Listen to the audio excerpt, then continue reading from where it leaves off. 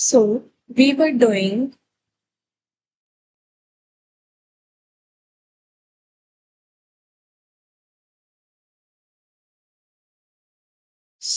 we were doing law chapter contract of indemnity and guarantee, and we were starting the topic distinction between a contract of indemnity and a contract of guarantee. Let's start. In both the contracts, the motive is to insure a person against the probable loss out of deal. But there are many points of distinction between these two. अब इनमें main motive क्या होता है?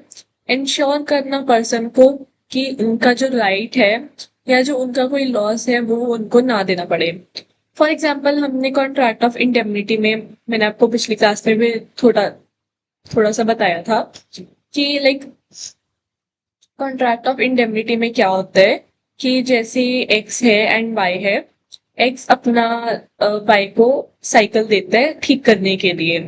तो Y बोलता है कि आप 2-3 दिन मेरे पास रखो साइकिल एंड मैं आपको ठीक करके वापस दूंगा. बट जो वाई होता है वो साइकिल को कहीं पे घुमाने ले जाता है, साइकिल पे बैठ के कहीं पे घूमने ले जाता है. तो उसका हो जाता है एक्सीडेंट.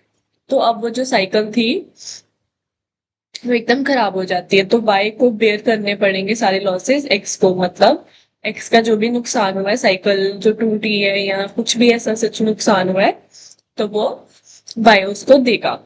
इसमें भी मेन मोटिव क्या है? लॉस को कवर करना. ठीक है. और जो हम कॉन्ट्रैक्ट ऑफ गारंटी हमने पढ़ा था जिसमें हमने एक्स वाई और जेड का केस पढ़ा था, और वीकेंड से हमने आकाश राम और एसबीआई वाला केस पढ़ा था.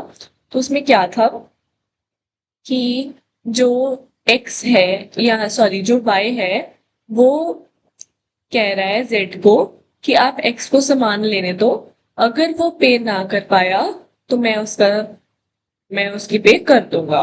तो इट मीन्स कि वो उसको क्या बोल रहा है कि वो उसका लॉस बेयर करने के लिए रेडी है. इसमें भी लॉस कवर हो रहा है एंड इसमें भी लॉस कवर हो रहा है. It is the contract of indemnity and it is the contract of guarantee, right? तो ये था. अब इनमें हम डिफरेंस देखेंगे. So let's start.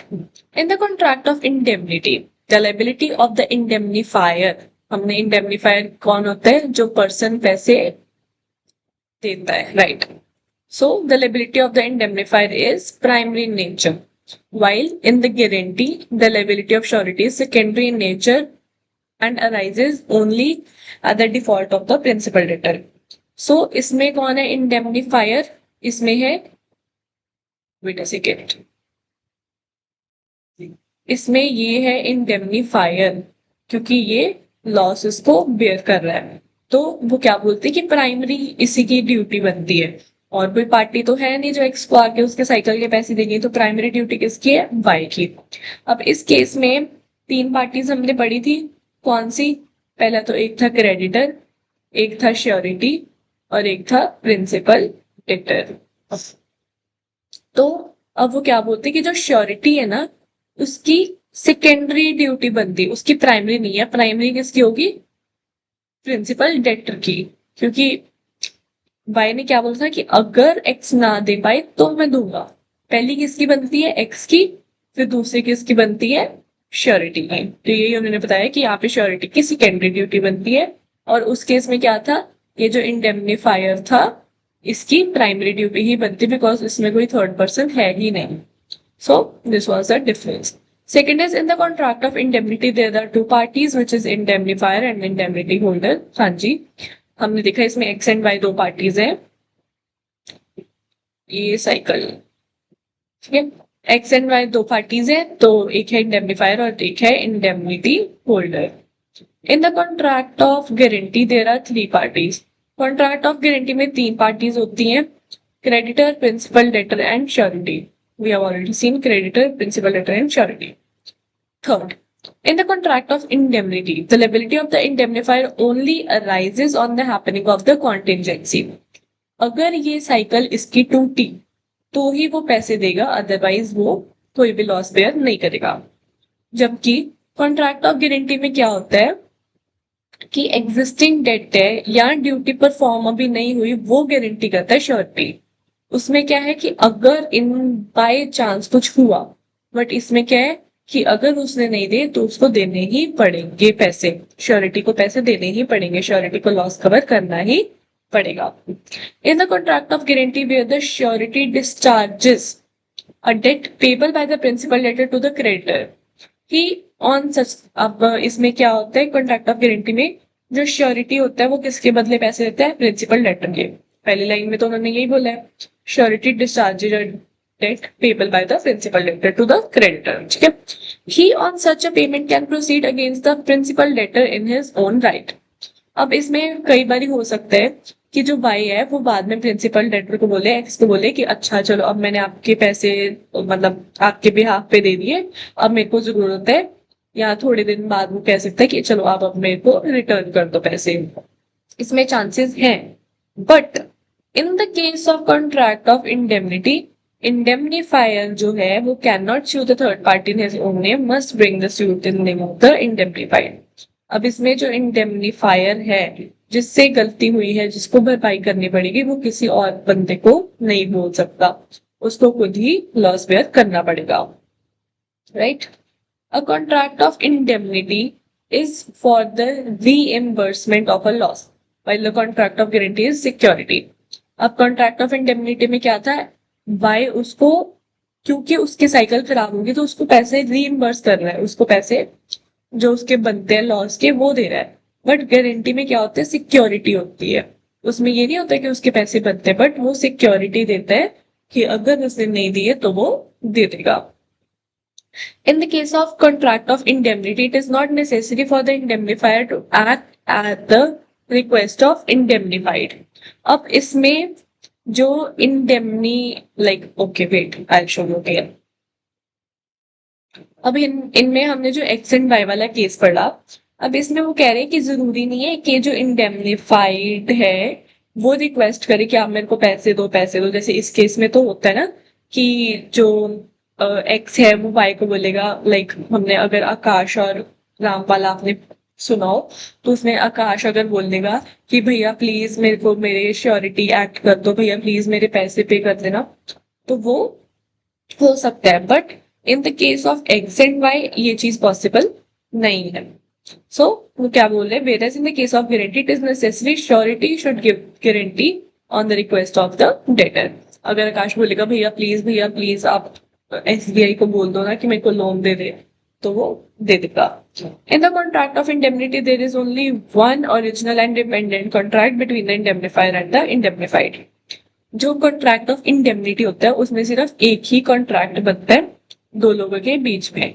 बट जो कॉन्ट्रैक्ट ऑफ गारंटी है हमने क्या पढ़ा था कि तीन कॉन्ट्रैक्ट्स होते हैं इसमें, पहला क्रेडिटर और प्रिंसिपल डेटर का, दूसरा क्रेडिटर और श्योरिटी का, और तीसरा श्योरिटी और प्रिंसिपल का। हमने ऑलरेडी किया हुआ है।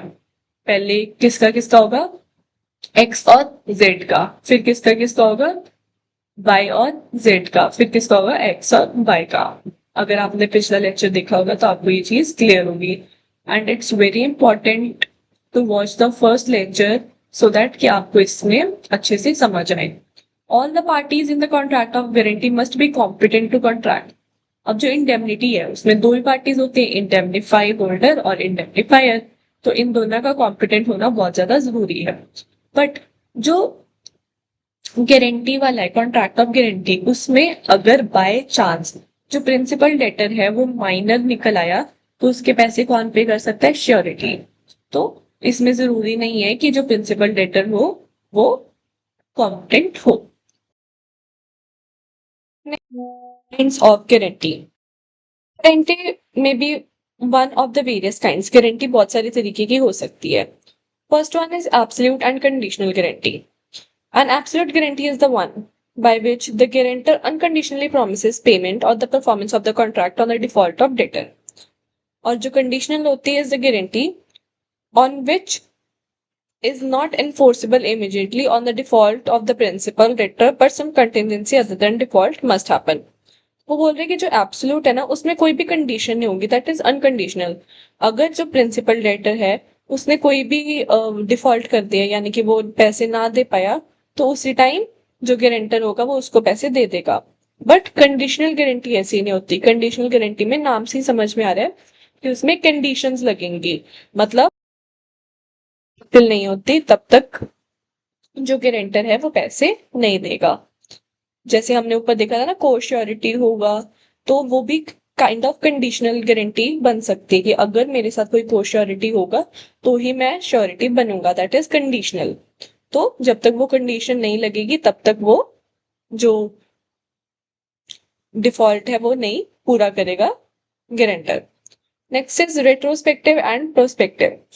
A guarantee given for an existing debt or obligation is called retrospective.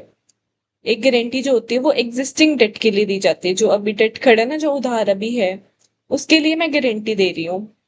Suppose मेरा मैंने जो अभी लोन लिया है एसबीआई से, मेरा बड़ा भाई अगर वो पे कर रहा है तो दैट इज रेट्रोस्पेक्टिव। बट अगर मेरा बड़ा भाई बोले कि इन फ्यूचर ये जो भी लोन लेगी और अगर ये पे ना कर पाए तो मैं दूंगा, जो फ्यूचर वाले होते हैं वो प्रोस्पेक्टिव एंड जो अभी वाले उधार होते हैं वो retrospective.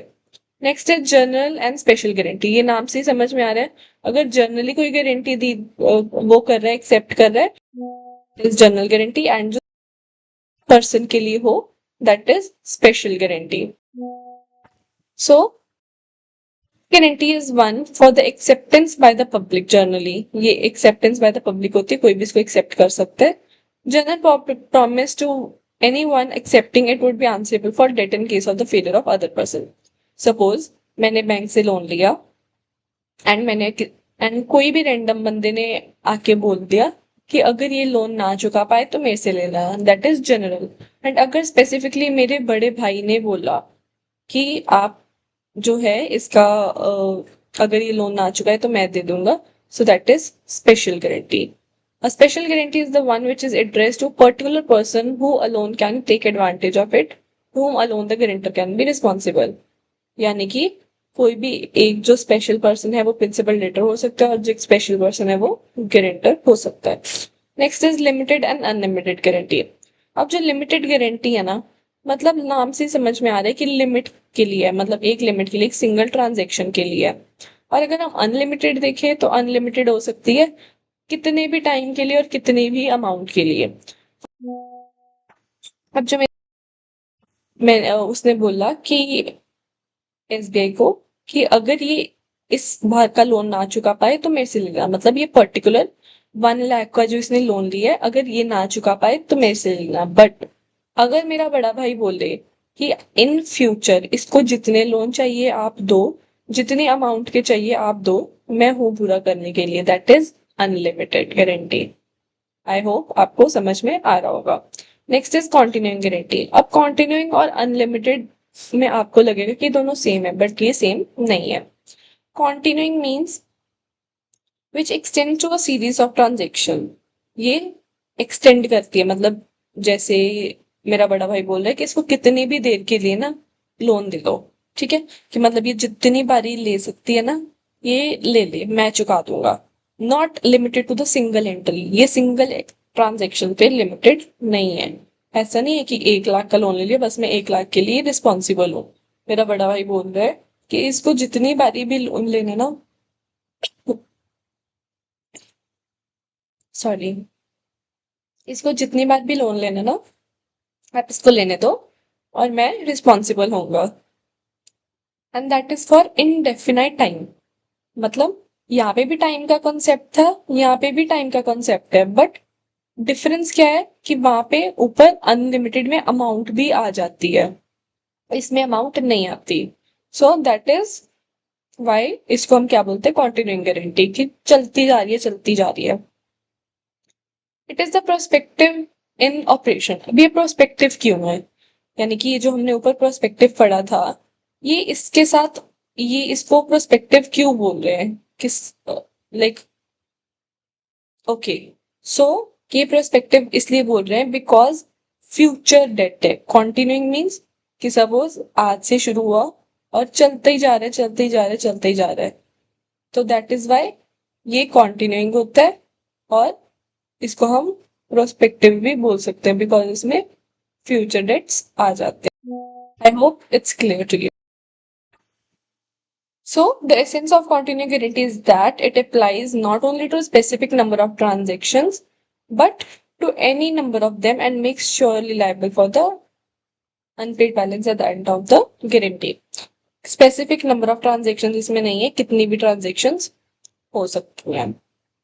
Now the example you will read by your own. अब ये कॉन्टिन्यूइंग गारंटी का एक केस है. So just remember the name of the case which is case of Sen versus bank of Bengal. इसमें क्या हो रहा है कि a guarantee for the good conduct of the person appointed in the place of trust. Example, the position of cashier in the bank is the continuing guarantee and therefore, so long as the person in the service, the guarantee cannot be revoked. For example, ये एक person है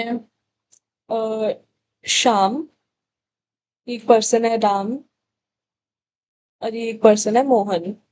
अब क्या हो रहा है कि जो श्याम है ना, ये SBI का बंदा है, ठीक है. तो राम जो है वो श्याम को बोल रहा है, राम इसको बोल रहा है कि मेरा एक फ्रेंड है मोहन, आप प्लीज उसको कैशियर की जॉब दे दो. तो श्याम बोलता है कि मैं ऐसे बिना किसी के ट्रस्ट पे नहीं दे सकता उसको जॉब, की कैशियर की जॉब है, अगर कोई पैसों का घपला घपला कर दिया उसने फिर मैं क्या करूंगा, क्योंकि बैंक में तो बहुत सारे पैसे होते हैं. तो राम ने बोला कि मैं इसकी गारंटी उठाता हूँ कि अगर ये कुछ करेगा या अगर ये कोई पैसों का घपला करेगा तो मैं बैठा हूं, मैं पे कर दूंगा. मतलब राम ने गारंटी दी, ठीक है. तो यही वो बोल रहे कि कॉन्टिन्यूइंग गारंटी क्या होगी कि जब तक जो मोहन है वो काम करता रहेगा एज ए कैशियर, तब तक राम की रिस्पॉन्सिबिलिटी होगी उसकी गारंटी भरने की, ठीक है. So it appears from the above that the guarantee to be continuing guarantee must refer to the series of transaction of which, when the guarantee unknown in indefinite, whether or not the guarantee is continuing, one depends upon the terms of the contract and surrounding circumstances. An undertaking by the surety to produce judgment debtor in the court on each and every occasion while his attendance is called by the order of the court wants to be the continuing guarantee. जितनी देर तक वो बंदा काम कर रहा है उतनी देर तक रिस्पॉन्सिबिलिटी जो बंदा ले रहा है, जो गारंटी दे रहा है, उतनी देर तक वो रिस्पॉन्सिबिलिटी उसकी होगी एंड उसको उसी टर्म्स एंड कंडीशंस में एक्ट करना पड़ेगा. आई hope it's clear. Next is revocation of the continuing guarantee. Revocation means खत्म होना. कब? अब हमने तो पढ़ा है कि जब तक चाहे तब तक वो जो गारंटी है वो चल सकती है बाय द, बट एक जब जो गारंटर है यानी कि जो श्योरिटी है वो ये बोल दे कि नहीं, अब मैं इसके बाद से इसकी गारंटी नहीं उठाऊंगा, तो वो कब कब ऐसा कर सकता है, कब कब वो अपनी गारंटी खत्म कर सकता है, हमने ये देखना है. First is by the notice of revocation. अब जो बंदा है वो नोटिस दे सकता है कि देखो अब ये जो मैंने गारंटी उठाई थी ना, अब मैं इसको खत्म कर रहा हूं. बट जो वो गारंटी जब खत्म कर रहा है ना, उसके बाद वाले जो पैसे होंगे वो नहीं वो देगा, पर जो उसके पहले वाले होंगे ना पैसे, वो उसको देने ही पड़ेंगे. सपोज 1 जुलाई को जो पर्सन है उसने गारंटी दी, ठीक है. 1 जुलाई को, अब 1 जुलाई को गारंटी दी और गारंटी थी उसकी 1 सितंबर तक, सपोज, ठीक है. 1 सितंबर तक उसकी गारंटी थी. तो जो गारंटर है या जो श्योरिटी है उसने 1 अगस्त को बोला कि मैं नोटिस दे रहा हूं, अब मैं इसकी गारंटी नहीं उठाऊंगा, मेरे को अब इसकी गारंटी नहीं उठानी XYZ पर्सन की, ये श्योरिटी ने बोला. तो क्या होगा कि ये जो 1 अगस्त से लेके 1 सितंबर तक का टाइम है ना, इसमें जितनी भी ट्रांजेक्शन्स होंगी उसका जो पैसे हैं वो श्योरिटी नहीं देगा, बट जो 1 अगस्त से पहले पहले वाली है उसके पैसे सारे देने पड़ेंगे श्योरिटी को, ठीक है. That is notice of revocation. Section 130 provides that where a guarantee is continuing, it is open to surety to terminate the same. Terminate means खत्म करना या revoke करना after due notice to the creditor in respect of any future transaction. In such case, the surety would not be responsible for the future transaction which may be made by the principal debtor after the surety has revoked the contract of guarantee. ठीक है, same चीज वो बोल रहे हैं कि अगर मतलब जो श्योरिटी ने गारंटी दी है जितने भी टाइम के लिए, वो खत्म कर सकता है एक नोटिस देके क्रेडिटर को, और जब वो क्रेडिटर को नोटिस देगा उससे बाद वाली वो कोई भी ट्रांजेक्शन नहीं देगा, बट जो उसके पहले वाली ट्रांजेक्शन है वो उसको देनी पड़ेगी। Next is by the death of the surety. अगर श्योरिटी की डेथ होगी तो जो फ्यूचर ट्रांजेक्शन है वो नहीं देगा, बट जो पास्ट ट्रांजेक्शन है वो उनके एस्टेट को देनी पड़ेंगी। मीन्स जो उनके लीगल हायर्स होंगे या जो उनके कोई भी मेंबर्स होंगे उनको वो पास्ट, मतलब जैसे सपोज ये वाला एग्जांपल लेते हैं, 1 अगस्त को उनकी डेथ होगी तो 1 अगस्त से पहले पहले जितनी भी ट्रांजेक्शन हुई है उनके वो अमाउंट बेयर करेगा, या जो भी पर्सन है कोई उनका जो लीगल हायर है या जो उनका एस्टेट है जो भी उनकी ट्रांजेक्शन्स देखता है, वो जो बंदा है वो पैसे देगा, बट आने वाली फ्यूचर की कोई भी ट्रांजेक्शन के पैसे नहीं देगा। According to section 131, in the absence of the contract to the country, the death of the surety operates as a revocation of continuing guarantee. जो डेथ है वो क्या शो करती है कि रेवोक हो गया, मीन्स गारंटी यहीं पे खत्म होगी। So far regards the future transaction, जो फ्यूचर ट्रांजेक्शन है उसके लिए। बट जो रेवोकेशन है वो does not effect the transaction which are executed prior to death. अगर डेथ के पहले कोई भी ट्रांजेक्शन हुई है तो वो उस पर कोई भी फर्क नहीं पड़ेगा, उसके पैसे देने ही पड़ेंगे। So next is by the variation in the contract. For example कि अब कॉन्ट्रैक्ट बनता है जब एक कि है ना, आप इतने देर के लिए श्योरिटी बन रहे हो या आप इतने अमाउंट के लिए श्योरिटी बन रहे हो, तो ये कॉन्ट्रैक्ट होता है। बट अब क्या हो सकता है कि अगर देखो 3 पार्टीज होती है, प्रिंसिपल लेटर, श्योरिटी और क्रेडिटर। ठीक है जी, 1 सेकेंड। 3 पार्टीज कौन सी होती है? प्रिंसिपल लेटर, श्योरिटी और क्रेडिटर। अब इन केस, अब इनमें एग्रीमेंट होता है कि जो श्योरिटी है वो कितनी अमाउंट के लिए लायबल होगा, कितनी देर के लिए लायबल होगा, एटसेट्रा एटसेट्रा एटसेट्रा। ठीक है, बट अगर कोई भी चेंजेस आते हैं, फॉर एग्जाम्पल ये हम ये जो क्रेडिटर है ये एसबीआई है, ठीक है, और एसबीआई ने प्रिंसिपल लेटर, कोई भी बंदा हो सकता है प्रिंसिपल लेटर, एसबीआई ने प्रिंसिपल लेटर को बोला कि आपकी जो 1 लाख का लोन है ना उस पे पहले मंथ 12% की ट्रांजेक्शन लगेंगी और दूसरे मंथ वो ट्रांजेक्शन हो जाएंगी 20%। अब कॉन्ट्रैक्ट में क्या आ गई? वेरिएशन। अब इन्होंने आपस में ही वेरिएशन कर ली। जो श्योरिटी है, श्योरिटी को सिर्फ 12% का पता था, उसको 20% का नहीं पता था। तो अब क्या होगा कि जो श्योरिटी है वो गारंटी रिवोक भी कर सकता है, बिकॉज वेरिएशन आ गई कॉन्ट्रैक्ट में और श्योरिटी को नहीं पता था, और श्योरिटी इस चीज के लिए वो रिवोक कर सकता है अपनी गारंटी, और वो बोल सकते हैं कि इसके बाद वाले जो भी पैसे हैं वो मैं नहीं दूंगा।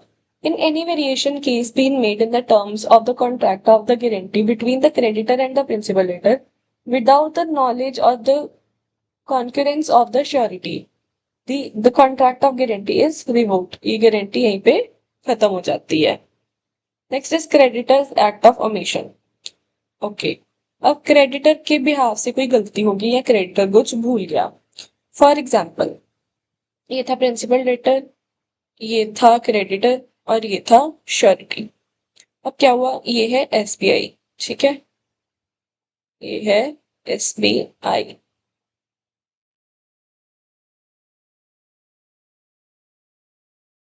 अब क्या हुआ कि क्रेडिटर ने प्रिंसिपल लेटर को 1 लाख का लोन लिया और उससे घर के कागज ले लिए एज अ मॉर्टगेज, ठीक है, और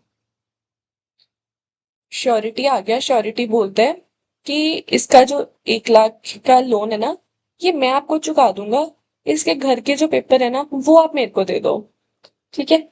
पर जो क्रेडिटर है वो बोलता है कि भाई जो इसके घर के पेपर थे ना, कि मतलब बेसिकली इसमें क्या होता है कि देने तो पैसे आफ्टर ऑल प्रिंसिपल डेटर को ही है, बट एक श्योरिटी हो जाती है कि कोई है उसकी गारंटी देने के लिए, ठीक है। तो एट द एंड भी तो श्योरिटी ने प्रिंसिपल डेटर से पैसे लेने ही है ना। तो अगर प्रिंसिपल डेटर ना चुका पाया तो वो उसके घर को बेच सकता है या अपने नाम पे प्रॉपर्टी कर सकता है। तो श्योरिटी ने बोला एसबीआई को कि चलो आप मेरे को ना इसके पेपर दे दो घर के। बट एसबीआई ने बोला कि अरे वो तो हमसे कहीं पे लॉस्ट हो गए, या वो तो हम मतलब दे ही नहीं पाएंगे, या कुछ भी उन्होंने रीजन बना दिया। अब एसबीआई को तो पैसे मिल जाएंगे, ठीक है, श्योरिटी उनको पैसे दे देगा, बट फिर श्योरिटी कहाँ पे जाएगा, श्योरिटी का क्या होगा। तो इस केस में गलती किससे हुई, क्रेडिटर से। सो इस केस में भी ट्रांजेक्शन जो है, जो गारंटी है, वो रिवोक हो जाएगी। Any act of omission by the creditor which repairs the eventual remedy of the surety. Surety की जो रेमेडी है, अब श्योरिटी ने पैसे देने हैं, इन रिटर्न श्योरिटी को तो कुछ कुछ मिलना चाहिए ना। तो श्योरिटी की रेमेडी तो खत्म होगी, श्योरिटी को तो घर के कागज मिलने थे बट अब वो नहीं मिलेंगे, तो वो उसकी रेमेडी जो है वो खत्म होगी। तो इसमें क्या होगा कि जो कॉन्ट्रैक्ट ऑफ गारंटी है वो रेवोकेट हो जाएगी। Next is novation. नोवेशन फिर से वही मीन्स चेंजेस। अगर कॉन्ट्रैक्ट में कोई चेंजेस आती है, कोई ऑल्ट्रेशन आती है, पहले इंटरेस्ट 12% था तो गारंटर मान गया, पर हमने उसको बाद में बताया नहीं कि अब जो इंटरेस्ट है वो 20% का हो गया है। तो इससे क्या होगा कि जो कॉन्ट्रैक्ट ऑफ गारंटी है वो रिवोक हो जाएगा। When a creditor discharges principal debtor from the liability, अब वो क्या बोल रहे हैं कि एक प्रिंसिपल डेटर है, एक क्रेडिटर है और एक श्योरिटी है। अगर क्रेडिटर ने बोला कि चलो कोई बात नहीं, आप मेरे को पैसे मत देना, आप फ्री हो जाओ, तो क्या श्योरिटी भी फ्री हो जाएगा? हाँ जी। अगर प्रिंसिपल डेटर फ्री है तो मतलब श्योरिटी भी फ्री हो जाएगा, श्योरिटी को भी पैसे देने की जरूरत नहीं है। अगर क्रेडिटर ने प्रिंसिपल डेटर को फ्री कर दिया तो इट मीन श्योरिटी को भी फ्री कर दिया। When a creditor loses security under the contract, the surety gets discharged to the extent of the value of that security. अब जैसे ये सिक्योरिटी उसने दी थी घर की, है ना, अब इन्होंने गुमा दी, तो अब क्या होगा, श्योरिटी उतने ही पैसे देगा जो इस घर के अलावा उसको देने थे। सपोज 10 करोड़ का उसने लोन लिया था और जो घर था वो 9 करोड़ का था, ठीक है जी। अब 9 करोड़ के जो कागज है वो तो उसने घुमा दिए क्रेडिटर ने, एसबीआई वालों ने। तो अब क्या होगा, जो श्योरिटी है वो सिर्फ बचा हुआ 1 करोड़ ही देगा, उसकी जो बाकी 9 करोड़ की लाइबिलिटी है वो उसी टाइम पे खत्म हो जाएगी अगर क्रेडिटर ने लूज कर दी सिक्योरिटी। ठीक है, आई होप इट्स क्लियर। ये था रेवोकेशन की कब कब गारंटी खत्म हो सकती है। पहले तो नोटिस देके, फिर अगर डेथ हो जाए या कॉन्ट्रैक्ट में कोई चेंजेस आ जाए या क्रेडिटर कुछ भूल जाए या क्रेडिटर ही डिस्चार्ज कर दे प्रिंसिपल को, तो या क्रेडिटर जो है वो कुछ अमाउंट वो जो है वो लूज कर दे एज अ सिक्योरिटी। सो ये सारे रीजंस हो सकते हैं रिवोक करने में। जो गारंटर है वो कब पैसे उसको नहीं देने, मतलब कब वो जो कॉन्ट्रैक्ट है वो खत्म हो जाएगा, रिवोक हो जाएगा। I hope clear to you. Next class में हम करेंगे nature and extent of surety's liability. So thank you.